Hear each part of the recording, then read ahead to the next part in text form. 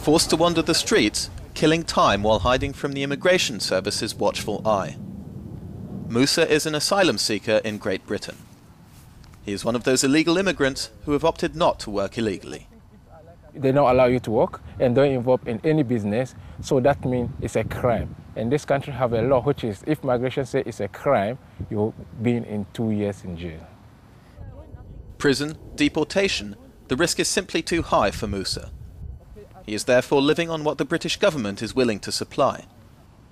€50 per week in food and purchase vouchers, which is not always sufficient. Yeah, that is, I think you have to beg.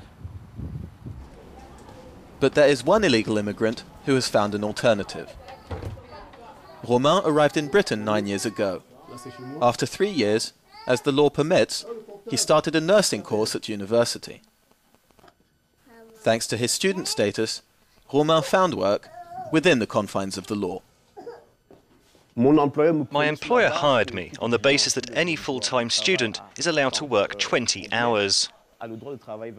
Even though, to start with, he thought I could only do 20 hours, he found me to be a good employee, and on some weeks I found myself working up to 74 hours. The problem is that the employer in question was the National Health Service. When the story broke, the immigration services were forced to make a gesture. It was a total miracle, because I've received this letter from the immigration services that says I'm allowed to remain in Britain.